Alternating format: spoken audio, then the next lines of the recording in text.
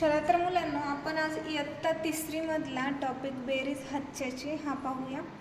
तर हातच्याची बेरीज कसं करायचं मी त्याची तुम्हाला उदाहरणं दिलेली आहेत. मात्र ह्या इयत्ता तिसरीच्या पाठ्यपुस्तकात कशा प्रकारे हातच्याची बेरीज एक्सप्लेन केलेली आहे ते मी तुम्हाला दाखवते.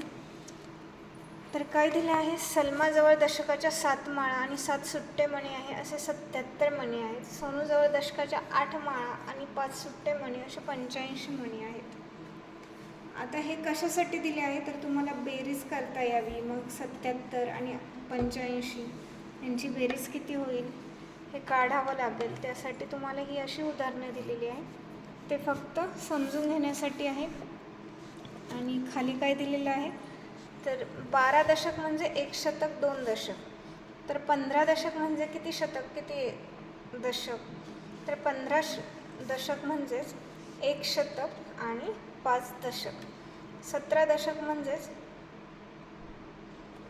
1 शतक आणि 7 एकक. आणि 18 दशक म्हणजे 1 शतक आणि 8 दशक. अशाच प्रकारे सगळे सोडवायचे आहे. मेन हातच्याची बेरीज कशी करायची ते पुढच्या टॉपिकमध्ये दाखवलं आहे. तर इथे बघा उदाहरणं दिलेली आहेत कशा प्रकारे हातच्याची बेरीज करायची आहे. तर पहा, इथे एक उदाहरण दिलं आहे 152 अधिक 173. आता 2 आणि 3 यांची बेरीज 5 येते. इथे हातच्याची गरज नाही. मात्र 5 आणि 7 यांची बेरीज 12 येते. मग इथे 12 लिहायचं योग्य आहे का तर नाही. म्हणून हा हातचा 1 इथे वर लिहायचा आहे आणि 2 इथे लिहायचा आहे.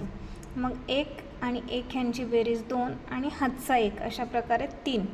म्हणजेच याचं उत्तर आलं आहे आपलं 325. तसेच खाली उदाहरणं दिलेली आहेत बघा. 267 अधिक 539 यांची बेरीज कशी करायची. 7 आणि 9 यांची बेरीज आली आहे आपली 16. म्हणजे 6 इथे लिहायचा, हातचा 1 इथे लिहायचा. 6 आणि 3 9, 9 1 10. इथे 0 लिहायचं आहे, हातचा वर 1 लिहायचा आहे. 2 आणि 5 7 आणि हातचा आला आहे 8.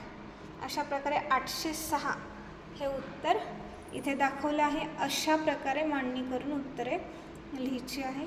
हे फक्त तुम्हाला समजण्यासाठी इथे दिलेले आहे. अशाच प्रकारे त्यांनी बरीच उदाहरणं दिली आहेत, ती तुम्ही सोडवा.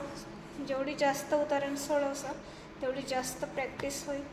व्हिडिओ आवडल्यास नक्की व्हिडिओला लाईक करा, शेअर करा, सबस्क्राईब करा आणि कमेंट करायला विसरू नका. थँक्यू.